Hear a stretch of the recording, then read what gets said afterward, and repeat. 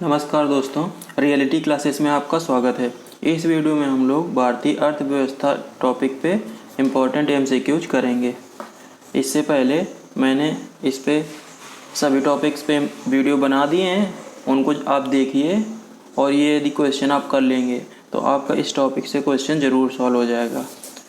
तो इसमें मैंने 50 इम्पोर्टेंट क्वेश्चन रखे हैं और कोशिश की है कि किसी टॉपिक पे सेम टाइप के क्वेश्चन रिपीट ना करें। और उससे पहले हम लोग पिछले साल के देखेंगे कि 2021 पीईटी में किस तरह से क्वेश्चन आए थे। और आपको मैं सलाह दूंगा कि आप जो ईयर है ना और उस पर ज़्यादा फोकस मत कीजिए कि कौन सी योजना कब स्टार्ट हुई थी। इस पे क्वेश्चन कम आता है, उस योजना का उद्देश्य क्या है उस पे ज़्यादा आता है। और जो ईयर्स है ना बाकी भी योजनाओं के, तो कुछ इम्पोर्टेंट जो हैं केवल वही याद रखिए। पैटर्न इसी तरह से आ रहा है, बहुत ज़्यादा वो फैक्ट उस तरह से नहीं पूछा था ये कब हुआ था, ईयर नहीं पूछता है, मेनली ये पूछता है कि ये क्या है। चलिए देखते हैं पिछली बार का। पहले हम लोग देखेंगे यहाँ पे क्वेश्चन की पीईटी 2021 में किस तरह से आए थे। दिया गया है बैंक दर का क्या अर्थ है, मतलब बैंक दर का मीनिंग पूछ रहा है। तो बैंक रेट बोलते हैं इंग्लिश में इसको। तो बैंक रेट वो दर होती है जिस पे जो आरबीआई है ना अपने पास धन रखता है बाकी जो कमर्शियल बैंक्स होती हैं उनका। तो इसका चौथा सही होगा, देश के केंद्रीय बैंक द्वारा ली जाने वाली आधिकारिक ब्याज दर। इसमें आपको 4 टर्म याद रखने हैं, repo rate, reverse repo rate, cash reserve ratio और बैंक दर या बैंक रेट। ये क्या होती हैं चारों और इस समय कितनी चल रही हैं, इसके लिए मैंने वीडियो बनाया है, वहाँ पे आप जाके देख सकते हैं। दूसरा पॉइंट है, यदि आरबीआई नकद कोषानुपात, इसको बोलते हैं सीआरआर, कैश रिजर्व रेशियो, को घटा दे तो साख सर्जन पर क्या असर पड़ेगा। कैश रिजर्व रेशियो वो होता है जो गवर्नमेंट जो बैंक्स होती हैं उनको अपने पास जितना धन जमा होता है उसका उन बैंकों को अपने पास रिजर्व करके रखना होता है। वो किसी फॉर्म में हो सकता है, गोल्ड, सिक्योरिटीज या कैश। तो यदि इसको कम कर दिया जाएगा तो बैंक्स जो है ना वो ज़्यादा पैसा दे पाएंगी लोन के रूप में। तो बोल रहा है साख सर्जन क्या असर पड़ेगा, तो ये बढ़ जाएगा।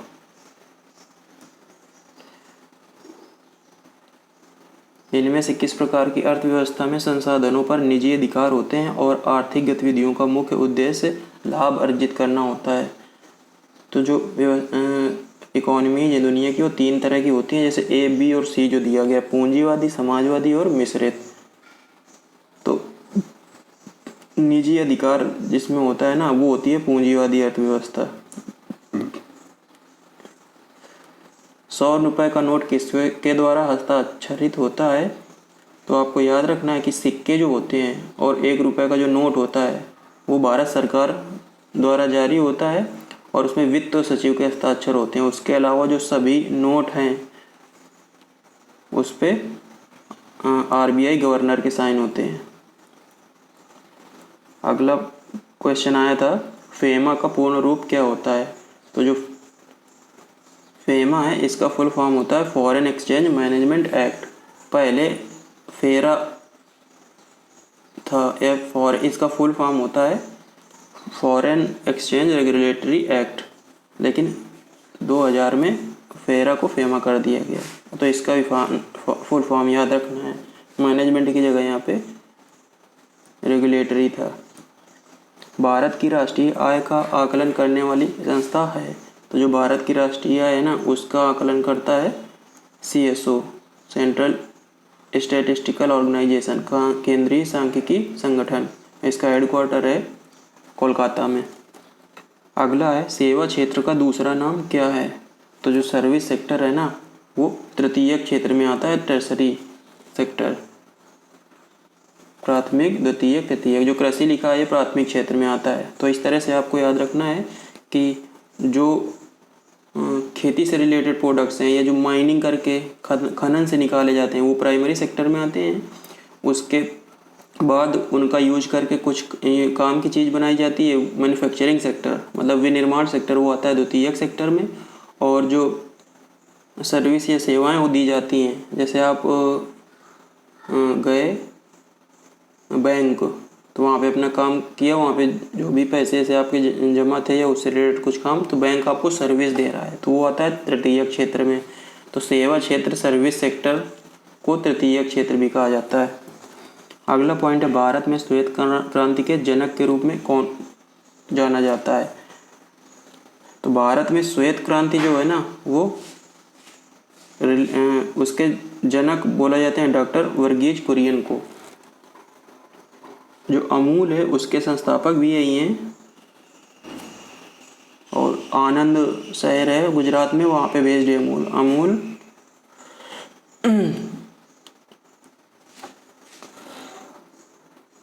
मिल्क यूनियन लिमिटेड उसका फुल फॉर्म है। किसके बढ़ने के फलस्वरूप निजी क्षेत्र में वृद्धि की अधिक संभावना होगी? देखो आप थ्योरेटिकल टाइप के क्वेश्चन बनाए हैं बिल्कुल।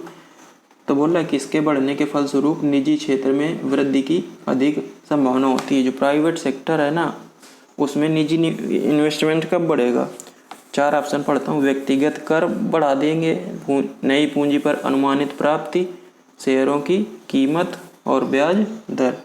तो नई पूंजी जब इसके बढ़ने के फलस्वरूप निजी निवेश में वृद्धि की अधिक संभावना होगी। जब नई पूंजी मिलेगी ना, तो ये वृद्धि होगी अपने आप। भारत में आर्थिक सुधार 1991 के दौरान प्रधानमंत्री कौन थे? देखो आपको उसमें दिया गया है 1991 के आर्थिक सुधार। तो ये क्वेश्चन तो कई बार मतलब पिछली बार भी बना है। इस पे 2 क्वेश्चन आपको याद रखने हैं। इस समय जो प्रधानमंत्री थे वो पीवी नरसिम्हा राव थे, तो इसका सी ऑप्शन सही है। और वित्त मंत्री थे वो डॉक्टर मनमोहन सिंह थे। विनिवेश आयोग के अध्यक्ष कौन थे? विनिवेश आयोग के प्रथम अध्यक्ष तो 1996 में विनिवेश को इंग्लिश में डिसइन्वेस्टमेंट बोलते हैं। तो इन्वेस्टमेंट कमीशन के जो पहले अध्यक्ष थे वो जीवी रामकृष्ण थे। तो इसका जो सही आंसर वो है बी। इसकी जगह पे इसकी स्थापना हुई थी 23 अगस्त 1996 को, लेकिन अब उसको विनिवेश आयोग न बोल के दीपम बोलते हैं। तो दीपम को फुल फॉर्म आपको याद रखना है, department of investment and public asset management. अगला पॉइंट है मिश्रित क्वेश्चन है अगला, मिश्रित अर्थव्यवस्था का क्या अभिप्राय है? तो मिश्रित अर्थव्यवस्था वो होती है जिसमें पब्लिक और प्राइवेट सेक्टर दोनों होते हैं। तो निजी और सार्वजनिक क्षेत्रों का सही अस्तित्व। भारत में वर्तमान मुद्रा प्रणाली का प्रबंधन करता है। तो जो मुद्रा प्रणाली होती है उससे रिलेटेड मैनेजमेंट का काम भारतीय रिजर्व बैंक करता है। अगला क्वेश्चन है, मुद्रास्फीति को नियंत्रित करने के लिए केंद्रीय बैंक को क्या करना चाहिए? मुद्रास्फीति वो होती है जब किसी चीज को खरीदने वाले बहुत ज़्यादा हो जाते हैं, मतलब मार्केट में जब पैसा बढ़ जाता है तो अपने आप कोई चीज़ महंगी हो जाएगी क्योंकि उसे खरीदने वाले ज़्यादा हो जाएंगे। सप्लाई और डिमांड पे हमेशा ये डिपेंड करता है। तो बोलते हैं इसको नियंत्रित करने के लिए केंद्रीय बैंक मतलब आरबीआई को क्या करना चाहिए? खुले बाजार में सरकारी प्रतिभूतियों की खरीदारी, बैंकों के रिजर्व अनुपात को कम करना, खुले बाजार में सरकारी प्रतिभूतियों को बेचना, बैंक दर को कम करना। तो इसका सही ऑप्शन है सी।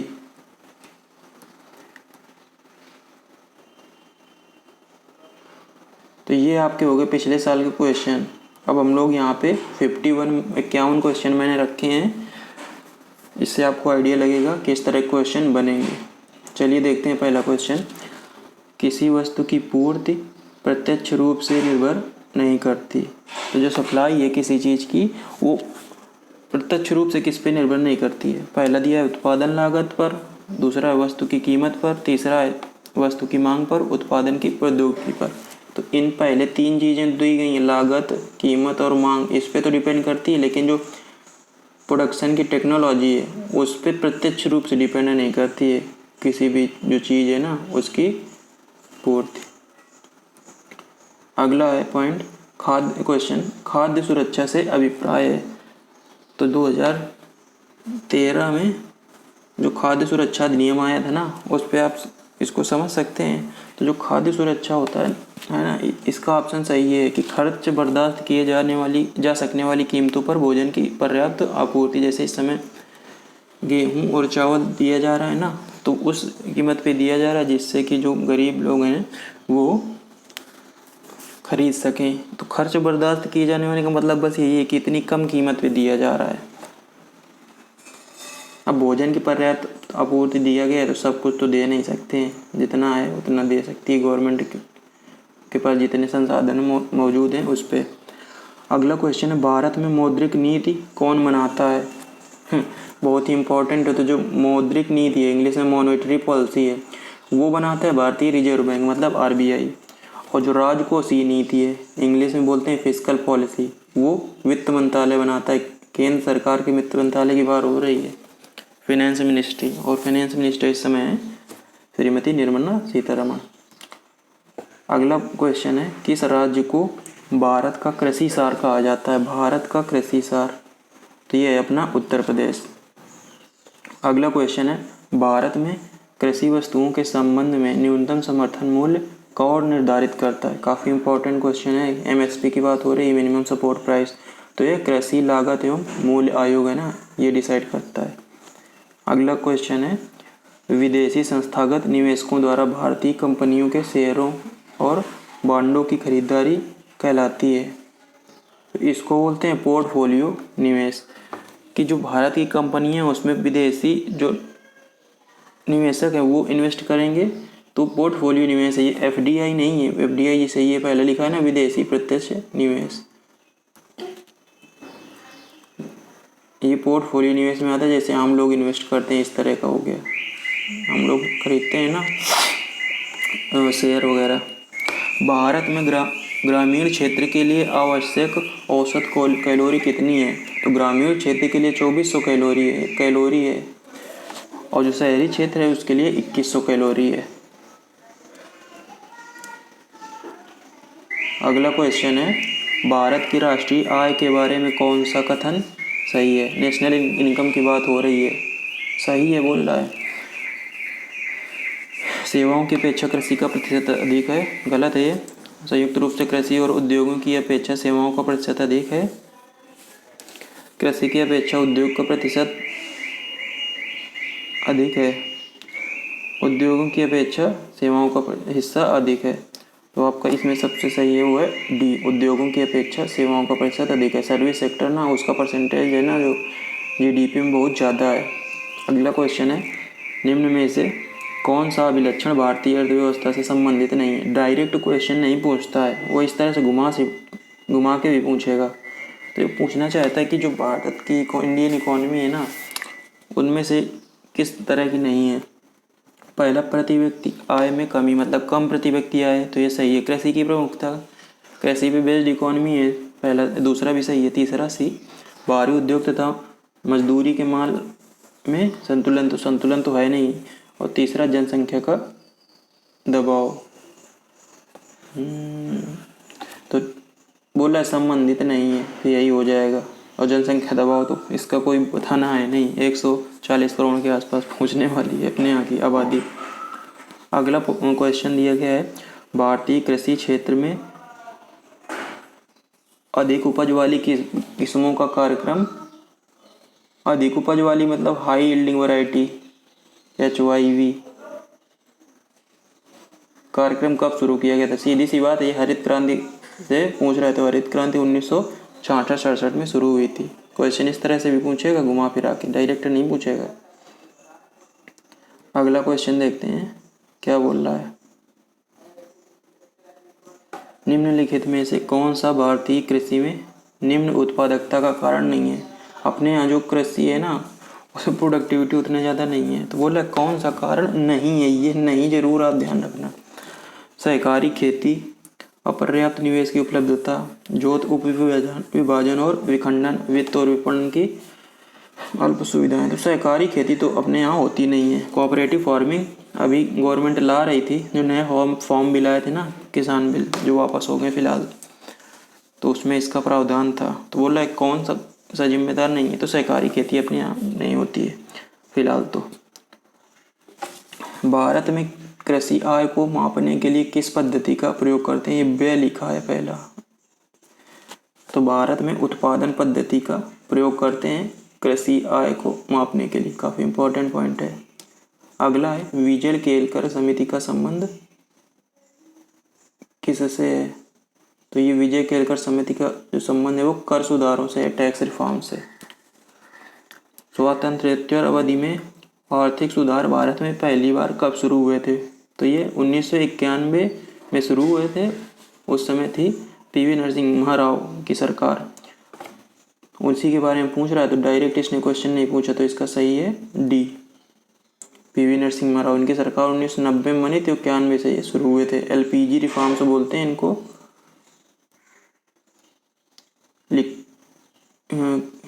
क्या बोल देंगे इसको, लिबरलाइजेशन, प्राइवेटाइजेशन और ग्लोबलाइजेशन, उदारीकरण, निजीकरण और वैश्वीकरण, तीनों का हिंदी इंग्लिश दोनों पता होने चाहिए। अगला क्वेश्चन है किसी अर्थव्यवस्था का द्वितीय क्षेत्र हवाला देता है, तो बोला जो सेकेंडरी सेक्टर है वो क्या है, तो सेकेंडरी सेक्टर है ना, वो होता है जो मैंने बताया अभी कुछ देर पहले कि जो खेती से प्रोडक्ट मिले या हम लोग खनन करके निकाले, तो उससे कुछ काम की चीज़ें जो बनाई जाती हैं वो सेकेंडरी सेक्टर में आता है। तो ये है इसका ऑप्शन सही है डी, उस क्षेत्र का जो प्राकृतिक संसाधनों का उपयोग करके वस्तुएं बनाता है। अगला क्वेश्चन देखते हैं, निम्न में से कौन सा सरकारी प्रायोजित संगठन नहीं है, बोल रहा है कौन सा इसमें गवर्नमेंट स्पॉन्सर्ड ऑर्गेनाइजेशन नहीं है, तो पहला है राष्ट्रीय आवास बैंक, ये तो है। भारतीय लघु उद्योग विकास, ये है small industries development bank of India, SIDBI, इसका मुख्यालय है लखनऊ में, ये भी याद रखना है। तीसरा भारतीय औद्योगिकरण और निवेश निगम, ये है आईसीआईसीआई। और चौथा है राष्ट्रीय कृषि ग्रामीण विकास बैंक, तो इसमें से यही तीसरा सही नहीं है। बोला ना कौन सा सरकारी प्रायोजित नहीं है, तो आईसीआईसीआई है ना, ये एक प्राइवेट बैंक है। अगला देखते हैं, भारत में हरित क्रांति किस मामले में सर्वाधिक सफल रही है, तो जो हरित क्रांति है ना उससे सबसे ज़्यादा फायदा मिला है गेहूं उत्पादन को, चावल पे कंफ्यूज नहीं होना है। सबसे ज़्यादा उत्पादकता बढ़ी है किसकी, गेहूं की। निम्न में से किसको आधारिक संरचना क्षेत्र इंफ्रास्ट्रक्चर सेक्टर में शामिल नहीं किया जाता, बोल रहा है कि जो चार यहाँ पे दिए गए हैं ऑप्शन, इनमें से कौन इंफ्रास्ट्रक्चर सेक्टर में नहीं आता, तो जो खाद्य उत्पादन है ना, प्रोडक्शन ऑफ फूड क्रॉप्स, वो इसमें नहीं आता है इंफ्रास्ट्रक्चर। बाकी बिजली उत्पादन, सड़कों का निर्माण और हवाई अड्डों का प्रसार, ये सब आता है। केसीसी योजना, किसान कार्ड क्रेडिट कार्ड योजना किस वर्ष शुरू हुई थी, तो ये तो इम्पोर्टेंट ईयर में है, तो ये तो जरूर याद रखना, ये 1998 में शुरू हुई थी, उस समय वित्त मंत्री थे यशवंत सिन्हा। अगला, भारत में न्यूनतम मजदूरी अधिनियम किस वर्ष पहली बार स्वीकृत हुआ था, तो ये हुआ था 1948 में। अगला है, अचल संपत्ति किस क्षेत्र के अंतर्गत आता है। देखो इस तरह का क्वेश्चन जनरली आप लोगों को ने पढ़ा नहीं होगा कि अचल संपत्ति जो होती है वो किस में आती है, तो वो आती है तृतीय क्षेत्र में। अगला, जीएसटी क्या है, गुड्स एंड सर्विसेज एक्ट बोल के बारे में पूछ रहा है कि ये क्या है, तो ये एक अप्रत्यक्ष कर है। अप्रत्यक्ष कर वो कर होता है जो जिस पे लगाया जाता है वो भुगतान नहीं करता है, तो डायरेक्टली प्रधानमंत्री द्वारा शुरू की गई एक कल्याणकारी योजना से रिलेटेड कुछ क्वेश्चन है, तो इस तरह से थ्योरेटिकली वो पूछेगा। वो ईयर बहुत सारे याद करने की ज़रूरत नहीं है, कुछ के आप याद कर लीजिए इंपॉर्टेंट है जो बस उनका। प्रधानमंत्री द्वारा शुरू की गई एक कल्याणकारी योजना है जिसके अंतर्गत उन परिवारों को घरेलू एलपीजी कनेक्शन दिए जाएंगे जो गरीबी रेखा के नीचे। तो एलपीजी कनेक्शन प्रधानमंत्री उज्ज्वला योजना, ये 2001 में 2016 को बलिया से शुरू की गई थी। और इसका जो है ना जो वाक्य है वो क्या बोलेंगे उसको, थीम चाहे बोल दो, थीम नहीं बोलेंगे, ये समझ लीजिए स्वच्छ ईंधन बेहतर जीवन, टैग ऐसे कुछ बोलो, टैग लाइन। हाँ, स्वच्छ ईंधन बेहतर जीवन, टैग लाइन इसको बोलेंगे। अगला है केंद्र सरकार द्वारा शुरू की गई किस योजना का उद्देश्य गांवों को अधिक आत्मनिर्भर बनाने के लिए एक संगठित ग्रामीण पंचायत की स्थापना करना है। तो पहला है ग्राम उदय से भारत उदय, दूसरा है प्रधानमंत्री उज्ज्वला योजना, तीसरा है प्रधानमंत्री सुरक्षित मातृत्व योजना और चौथा है विद्यांजलि योजना। तो इसका जो सही है वो है ग्राम उदय से भारत उदय।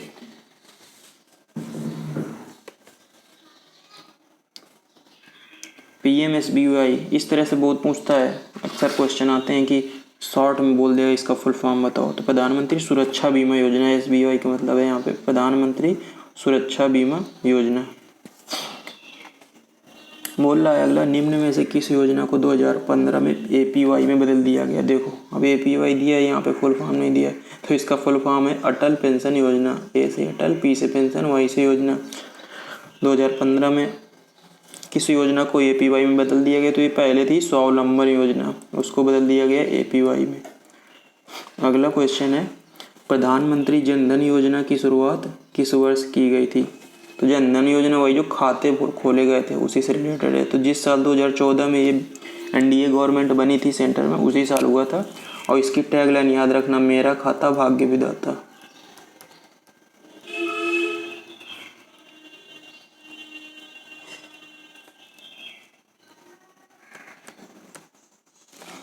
अगला देखते हैं प्रधानमंत्री मुद्रा योजना कितनी राशि तक का मुद्रा ऋण प्रदान करता है। मैक्सिमम पूछ रहा है तो ये है 10 लाख तक। ये शुरू हुई थी 2015 में PM मोदी द्वारा, कहाँ, नई दिल्ली में। इसमें 3 तरह के लोन होते हैं, शिशु उद्योग, किशोर उद्योग और तरुण उद्योग। तो जो सबसे ज़्यादा है वो है 10 लाख का। अगला है PMGSY का असंक्षिप्त रूप। असंक्षिप्त मतलब फुल फॉर्म पूछ रहा है, तो PMGSY तो प्रधानमंत्री ग्राम सड़क योजना की बात कर रहा है। तो देखो इसमें गांव सड़क भी बोल रहा है, तो गांव सड़क नहीं ग्राम सड़क होगा इसका सही D। ये 2000 में शुरू हुई थी प्रधानमंत्री ग्राम सड़क योजना। वर्ष ईयर की बात हो रही, वर्ष 2000। बहुत ही इंपॉर्टेंट योजना है ये। अगला है जवाहर रोजगार योजना क्रियान्वित की जाती है। तो जवाहर रोजगार योजना है जो ना, वो आपको याद रखना है कि 1989 में शुरू की गई थी और ये ग्राम पंचायतों द्वारा इसका क्रियान्वयन होता है। ये दिमाग में नहीं आया, ग्राम पंचायतें भी कोई योजना बनाती हैं क्या मेनली, तो इसमें ग्राम पंचायत ही है। अगला है अंतिम उपाय का ऋणदाता कौन है। देखो अंतिम उपाय का ऋणदाता ये RBI की बात कर रहा है कि जब चीज़ें कंट्रोल में नहीं रहती मतलब, तो उस समय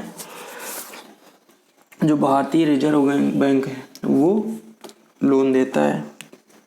किस दर पर भारतीय रिजर्व बैंक वाणिज्यिक बैंकों से धन उधार लेता है। ये बोल रहा है कि भारतीय रिजर्व बैंक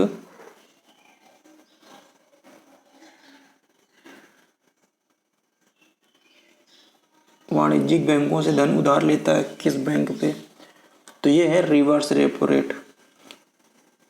कि जो बैंकों का पैसा RBI के पास जमा है तो उस पर RBI कितना इंटरेस्ट देगी, तो उसको रिवर्स रेपो रेट बोलते हैं। वहाँ पे शायद मैंने बैंक रेट में जो बताया था ना, बैंक दर शुरुआत में क्वेश्चन आया था, तो बैंक दर वो होता है जिस पे लंबे समय के लिए RBI बैंकों को लोन देता है, और जो रेपो रेट होता है वो कम समय के लिए होता है। अगला पॉइंट है प्रथम वित्त आयोग के अध्यक्ष कौन थे। तो प्रथम वित्त आयोग के अध्यक्ष थे KC नियोगी। अभी चल रहा है 15वां वित्त आयोग और उसके अध्यक्ष हैं NK सिंह। और ये वित्त आयोग जो है ना, फाइनेंस कमीशन, वो हर 5 वर्ष में बनाया जाता है इसको। भारत में सिक्के जारी करने के लिए कौन प्राधिकृत है। देखो आ गया, मैंने बताया था भारत में जो सिक्के हैं और 1 रुपये का नोट है वो वित्त मंत्रालय जारी करता है, फाइनेंस मिनिस्ट्री। इसके अलावा बाकी जो नोट है वो रिजर्व बैंक ऑफ इंडिया जारी करता है। अगला क्वेश्चन है, कौन सा बैंक कृषि एवं ग्रामीण वित्त की आवश्यकताओं की पूर्ति करता है? कृषि एवं ग्रामीण वित्त की आवश्यकताओं की पूर्ति करता है नाबार्ड। इसका आपको फुल फॉर्म भी याद रखना है। मुख्यालय इसका मुंबई में। तो national bank for agriculture and rural development, यानी का मतलब जो आता है नेशनल में, तो उसका ये है national bank for agriculture and rural development. अगला क्वेश्चन है, आरआरबी का स्वामित्व किसके पास है? आरआरबी है, आरबीआई नहीं है। इसको बोलते हैं regional rural bank, regional rural bank, जो क्षेत्रीय ग्रामीण बैंक हिंदी में बोलेंगे। तो इसका स्वामित्व तीनों का होता है, केंद्र सरकार, राज्य सरकार और प्रायोजित बैंक। केंद्र सरकार का होता है 50%, राज्य सरकार होता है 15% और प्रायोजित बैंक का होता है 35%। प्रायोजित बैंक वो होती हैं जो राष्ट्रीयकृत बैंक हैं। अभी जैसे हुए हैं 12। भारत में 14 प्रमुख बैंकों का राष्ट्रीयकरण कब हुआ था?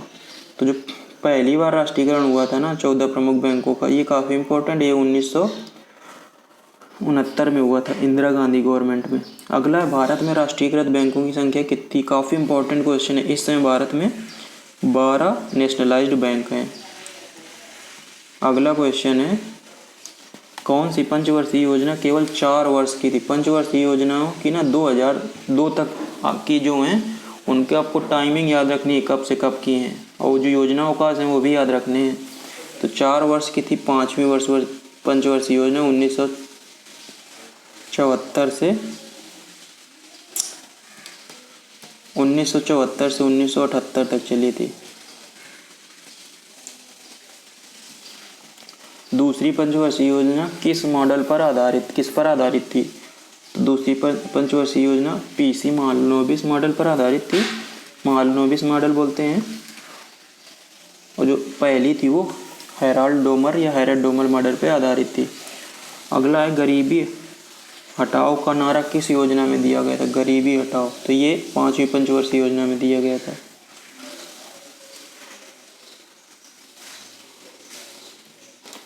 पूरा की बात हो रही है, किसने ग्रामीण निर्धनता उन्मूलन के लिए पूरा मॉडल अपनाने का समर्थन किया था? तो पूरा का फुल फॉर्म बता देता हूँ पहले, या तो ऐसे भी यहाँ पे बोल सकता है पूरा, प्रोवाइडिंग अर्बन एमनिटीज।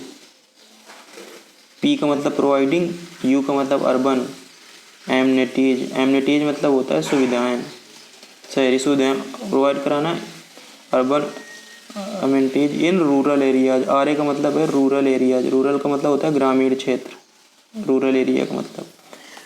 तो पूरा का फुल फॉर्म हो गया, और इसको समर्थन किया था APJ अब्दुल कलाम, जो हमारे राष्ट्रपति हुए हैं ना, 2003 से 2008 तक रहे थे राष्ट्रपति। और ये मौलाना अबुल कलाम आज़ाद, इनसे कंफ्यूज ना हो जाना, ये पहले शिक्षा मंत्री थे स्वतंत्र भारत के।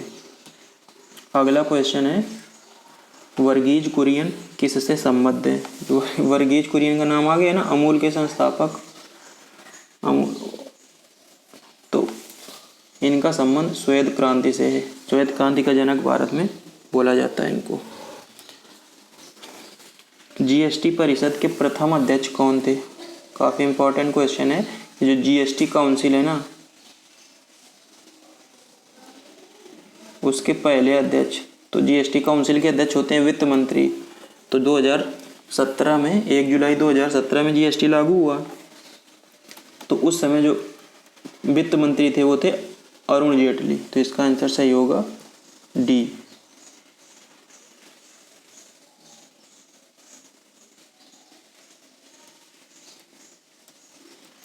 अगला क्वेश्चन है, भारत में FDI के मामले में प्रथम देश कौन है?